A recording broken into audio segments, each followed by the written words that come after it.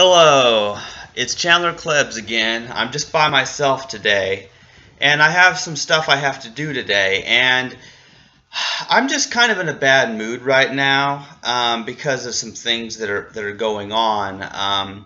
And see, here's the thing: there are several things that I need to say to my co-hosts as well as to the world in general that I never have time to, and it's never really a good time to bring it up. In the podcast I do, because we always have a topic and I'm trying to not get off topic. But see, here's the deal. Sometimes my co-hosts are rude, okay? They're rude. And this is an interesting thing, okay? And I have some good and bad things to say about some of my co-hosts, all right?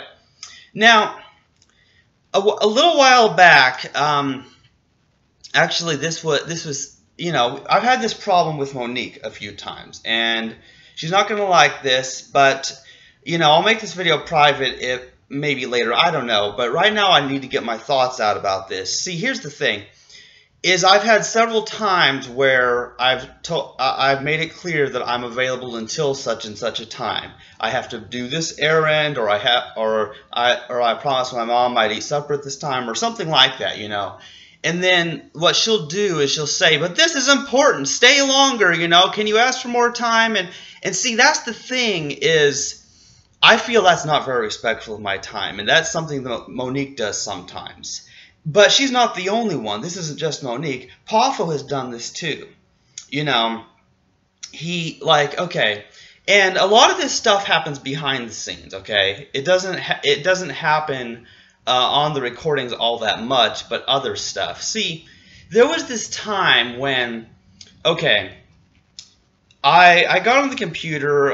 It was a Thursday night, I guess, and I just got on the computer, and then I got a message that Poffo and Gaius and some other guy were in a hangout discussing veganism, and asked if I want to join. I'm like, yeah, sure. So I joined them, and it wasn't recorded. It wasn't set up in a way that they could record it. But see, so Poffo was getting loud. He was getting loud and yelling and bringing up irrelevant points, and it's weird. Of course, he'll disagree with me on this, but so he was yelling, and so I yelled to get my voice over him to get him to shut up and listen. Because Gaius was asking questions and Poffo was misunderstanding his questions. So I was getting a little bit stressed out and a little bit loud. So then it wakes up my mom because she hears me yelling. And so then she's yelling at me because I was yelling and woke her up, okay?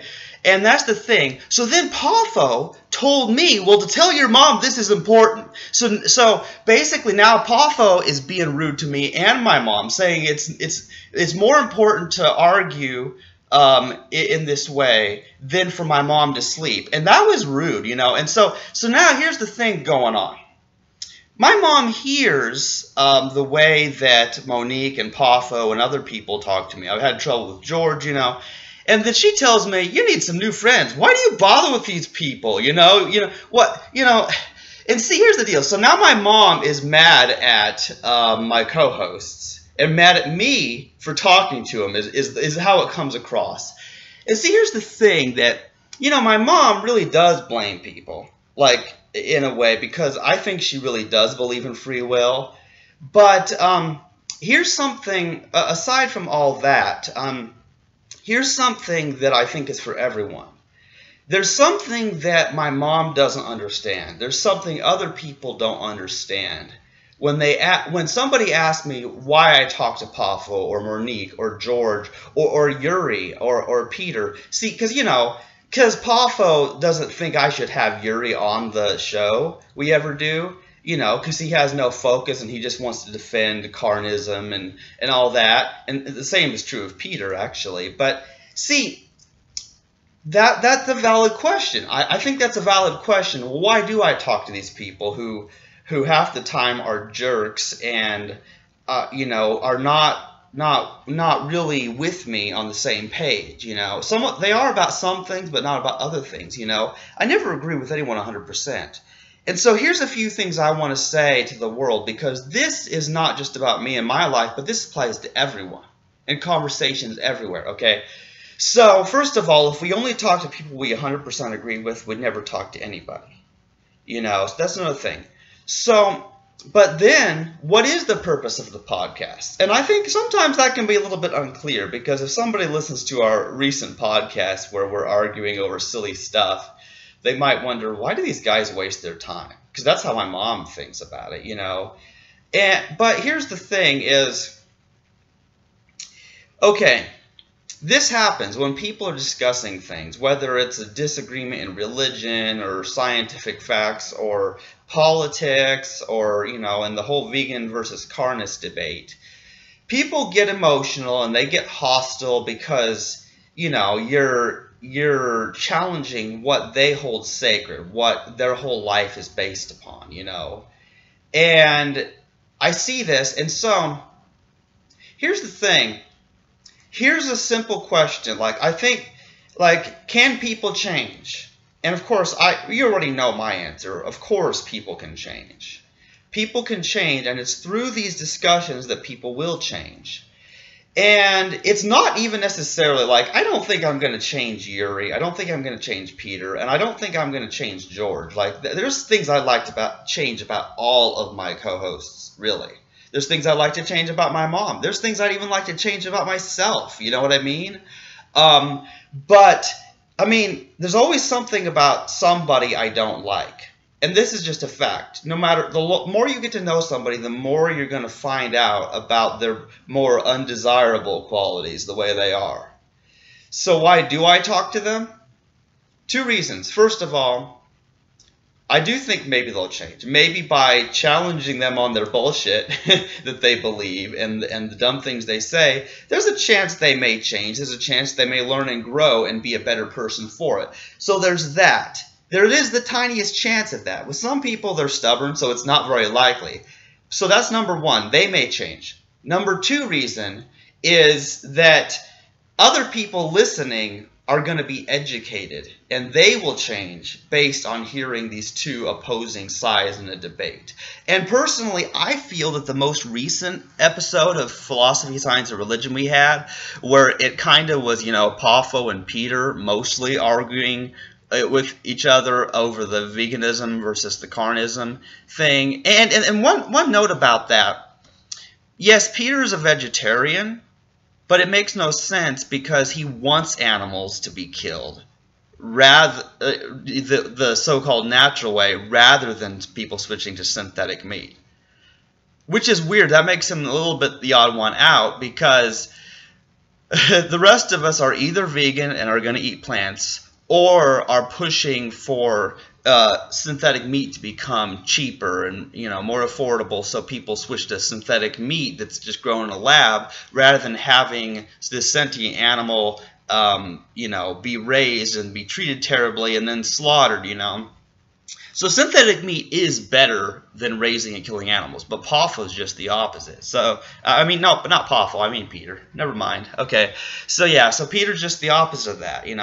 But so that's a little bit weird. But anyway, it was a very good discussion because Pafo made most of the points, and I think George and I both made some good points too. It's too bad Trick wasn't there, but it was chaotic enough as it was, But that recent episode has been on my mind a lot, And here's another thing. The third reason I do podcasts with people, besides the fact that they may change or it may change the lives of other people listening for the better, there is a third reason why I do it.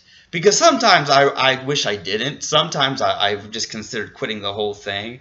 But there is another aspect that people don't get. I'm an introvert by nature, and I'm very autistic, and I've always run away from my problems. I've always just, when the way I just left churches and just ran away entirely. I never talked to anybody about what was bothering me, because I guess back then I figured they're not going to change, so I talked to them. But I guess it's because I'm always going to have conflict. There's always going to be people who are mean to me, mean to others, and I have to learn to deal with difficult people. So here's what it is. Basically, this is practice. Doing podcasts with people who are so annoying and who are so cruel. I mean, a lot of times they're really cruel in, the way that they, well, a better way of saying it is they have no empathy.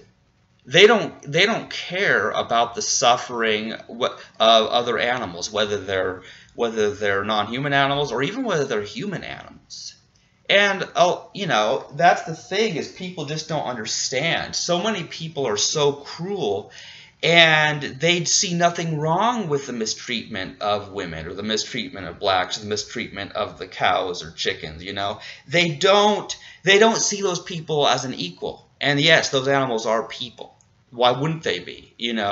I just mean somebody who values their life. And that's the thing, is when Peter was talking about how, like, death isn't a bad or scary thing because nobody's bothered after they die. And when I asked him, well, then why haven't you killed yourself? My point in asking that was that, he doesn't want to die. He wants to live. And those other animals are the same way. And so in order to be consistent, if he's going to kill those other animals or support them being killed, then he might as well kill himself, because there is no difference. And I think that's what people have a hard time with, I guess, I said my main 3 reasons why I do podcasts, but I want to go a little bit further with this. People don't like this simple fact that vegans and even vegetarians, which, I think are making a step in the right direction. I think that vegetarians are people on their way to becoming vegan for the most part. But here's the thing. What they don't seem to, the rest of the world doesn't understand is, well, let's take an analogy. Okay, I'm not going to buy meat. I'm not going to buy meat to feed a cat or a dog. Okay? Because that's just killing one animal to keep another alive. This is just silly. First, there are vegan dog and cat foods that people can buy. I looked into it once, but I don't have a dog or cat. But see, here's the thing. It's not just one animal for one. What you got to understand is, if somebody continually buys meat to feed their cat, then guess what? If the cat lives longer, it's going to be hungry again. And so what you're doing is you're putting your life of this one cat over thousands of animals that will be killed to feed that cat. And how can, I can't do that. I can't put a cat or a dog and say, this animal, its life matters more than hundreds or thousands of other animals. And the same is true with humans. A human life is worth the same. One human is worth the same as one cow, one chicken, one pig, or one dog or one cat, or whatever, or even one horse. And so, of course, you're going to disagree, but that's my view, is that one human is the same as one of these other animals that wants to live and is self-aware. And, this is obviously true of pigs and cows and horses and chickens. They're just so obvious to anyone who knows, So one human life is about the same as, one of those. But here's what humans do. They say that their life is worth more than the tens of thousands of animals they consume. Because I read somewhere it's well over 300 pounds of meat that humans are eating every year, most carnists, whereas vegans and even vegetarians are eating none. And it's like, I do think Peter had one good point, though, and I'm gonna bring this up in the future. I think it's a good idea to start with the meat and get everyone in the world on the same page and get everyone to go vegetarian first. Because if we're not agreed on the meat issue, that we should not be killing for the meat, then we're not going to agree on eggs, dairy, and honey, etc., obviously.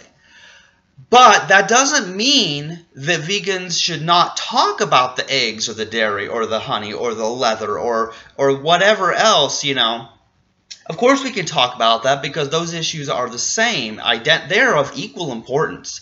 In fact, I would say dairy might actually be more important than the meat issue, because dairy actually causes so much more suffering than if they were simply raised and killed just for the meat.